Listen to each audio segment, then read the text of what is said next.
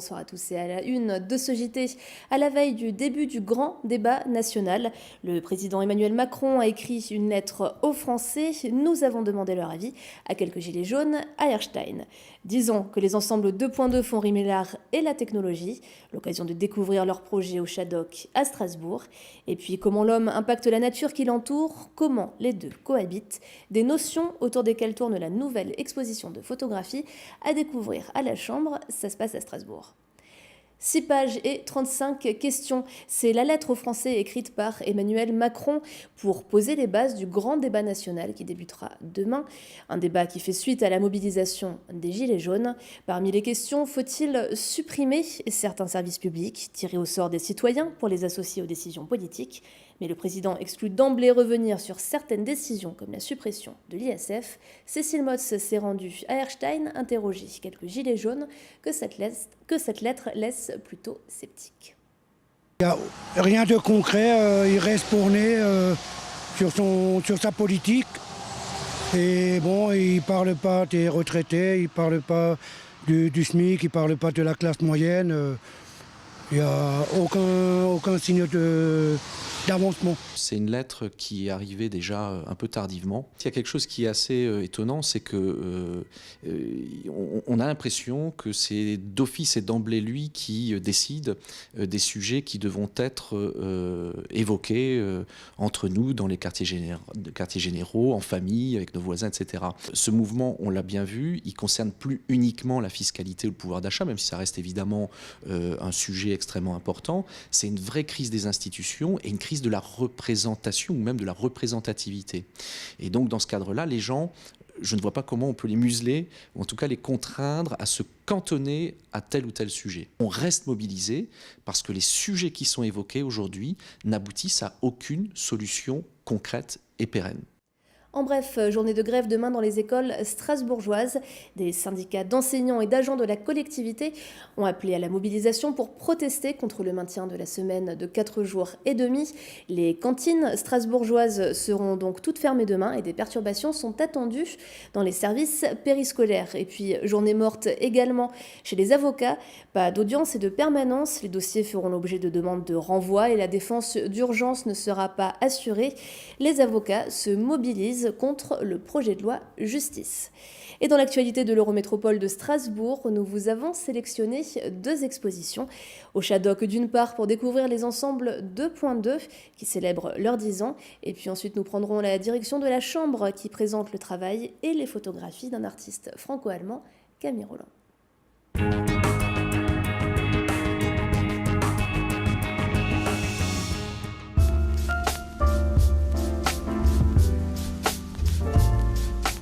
Sur les murs de l'espace d'exposition, la Chambre se côtoie des zones à défendre, des centrales nucléaires et des cabanes aménagées dans la forêt. Pour la première exposition de l'année, la structure associative a choisi de présenter le travail du photographe franco-allemand Jürgen Elsger. 2 séries sur la même thématique, l'industrie nucléaire.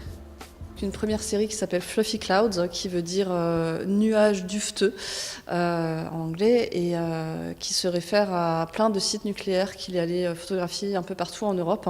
Et dans toutes les photos, on voit ces fumées blanches caractéristiques des colonnes de refroidissement, avec des paysages plutôt bucoliques, agréables en premier plan.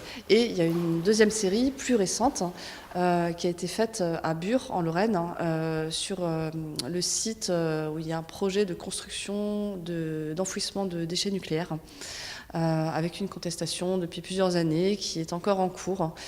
Et donc on a des magnifiques forêts de nature et aussi des militants qui sont installés là-bas. Depuis 2010, la Chambre propose 6 expositions de photographie contemporaine chaque année. Son credo, montrer de la belle photographie en lien avec des sujets de société. Ça correspond à notre volonté à la Chambre de montrer de la photo qui est en premier lieu de la belle photo, des belles images, mais qui a un message significatif aussi par rapport à la société contemporaine. Donc pour nous, les questions sur l'urbanisme, le progrès, l'environnement, c'est important d'en parler. Et pour les 6 semaines à venir, le paysage est à l'honneur. Cette nature marquée par l'action de l'homme et l'activité économique. Mon travail, je m'intéresse beaucoup à la société, mais pas que pas que par les personnes, plutôt par les paysages, en fait. C'est-à-dire que j'essaye de parler de ce qui se passe, de nous, de notre manière de vivre, de consommer, à travers les traces qu'on laisse dans le paysage. 10 ans d'écart, c'est ce qui sépare les deux séries du photographe Fluffy Clouds et Bure. De la cohabitation apparemment paisible entre les habitants et les centrales nucléaires, aux conséquences de cette industrie sur une ZAD, la mise en parallèle de ces deux séries offre une même réflexion.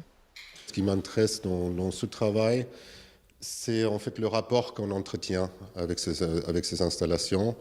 C'est-à-dire qu'ici à Strasbourg, vous avez Fessenheim pas loin, avec toute la polémique qui est derrière. Si vous voyez les images dans l'exposition, ils ne sont pas montrés comme des monstres en soi, mais il y a quelque chose qui se creuse dans l'image, qui est comme une fissure entre le premier plan et l'arrière-plan, et entre peut-être ce on aimerait avoir, nos attentes dans la vie et ce qu'on nous donne réellement. C'est là où il y a le deuxième travail qui rentre en jeu aussi, c'est-à-dire que là, on est sur un terrain de lutte et de résistance qui est Bure. Et sur le coup, les mêmes questions se posent encore, c'est-à-dire que comment, si vous, dans une société, dans une démocratie, vous n'êtes pas d'accord avec les décisions du gouvernement, qu'est-ce que vous pouvez faire? L'exposition est visible jusqu'au 24 février.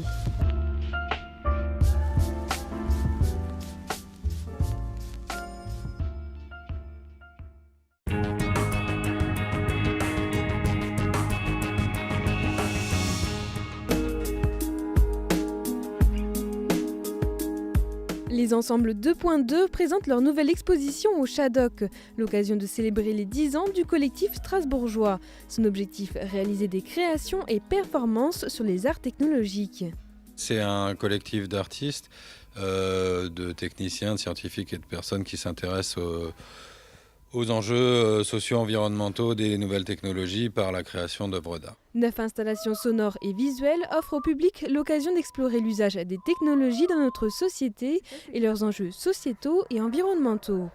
On est sur de l'installation, donc c'est des objets.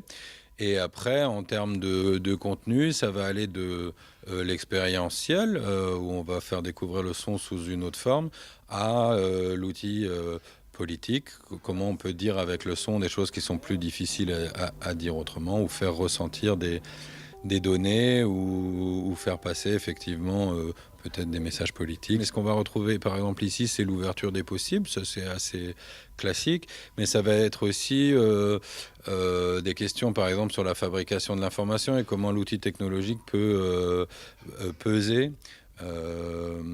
sur notre représentation du monde, qui est comment elle peut orienter ou influencer notre manière de penser. Les créations réalisées collectivement avec des artistes, techniciens et scientifiques ouvrent des possibilités artistiques.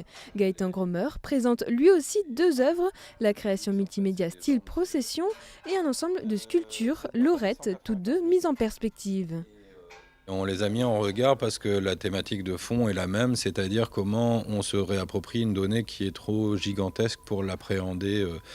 En l'occurrence, c'est les nombres de morts dans différents conflits, simplement grâce au son, parce que vous allez avoir des compositions qui contiennent autant de notes qu'il y a eu de morts à ce jour dans les conflits pour style processing, et des percuteurs qui vont percuter des obus authentiques de la Première Guerre mondiale, autant de fois qu'il y a eu de morts dans la bataille de l'Artois pour ici, et la première fois dans l'ensemble du conflit. Et cette idée, c'est de redonner corps à la donnée, parce que effectivement 18,6 millions, c'est un nombre considérable et qu'on a du mal à appréhender intellectuellement. Et là, ça nous redonne un peu le gigantisme de ce chiffre de manière corporelle. Toute la semaine, les structures résonneront dans l'espace du Shadok.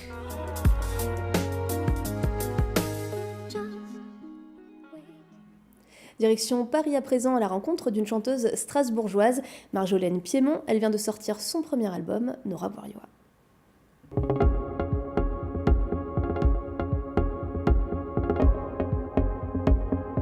Je vois que 2 fois par an, il faut faire vite, il n'a pas trop de temps. On parle un peu, on n'est pas des... Marjolaine Piémont se présente au public telle qu'elle est, sans le superflu. C'est justement le nom de son premier album qu'elle présente sur la scène de la Manufacture Chanson à Paris. Alors on retrouve, on va dire, cette côté sensuel, avec de nouvelles chansons comme Ma beauté intérieure, où c'est l'histoire d'une fille qui raconte sa relation avec son gynécologue. Mais il y a aussi d'autres thèmes abordés, comme par exemple Il était une fois, où c'est la place dans la fratrie. Je crois que dans notre société, on a du mal à trouver sa place, que ce serait au sein d'une famille, mais aussi au sein de la société. À travers les 13 chansons de l'album, Marjolaine Piémont aborde avec légèreté des thèmes variés et parfois difficiles. Elle continue toutefois de porter la parole d'une femme espiègle et audacieuse. Comment croire que, on va dire sous un aspect très, très lisse, finalement, on peut aussi raconter des horreurs ou parler de cul et tout le monde va se dire « oh là là !» Mais c'est ça que j'aime bien. J'aime bien le contraste en fait entre l'apparence de la personne qui porte les textes, qui porte ses paroles, qui porte ses chansons, et finalement le sens que donnent ces paroles. Qu'est-ce que c'est bon d'être un califourchon? La Strasbourgeoise, qui a quitté sa ville natale à l'âge de 17 ans, espère pouvoir défendre aussi cet album sur les scènes alsaciennes. Sinon, il est disponible sur toutes les plateformes de téléchargement. RGDS, partenaire des Alsaciens qui s'engagent. Et place à l'image du jour de Liviane. Les pompiers sont au cœur de l'actualité et ceux du Bas-Rhin viennent de publier leur vidéo rétrospective 2018 et leurs chiffres sont impressionnants. Ils ont dû traiter plus de 275 000 appels et sont intervenus près de 90 000 fois dans le département.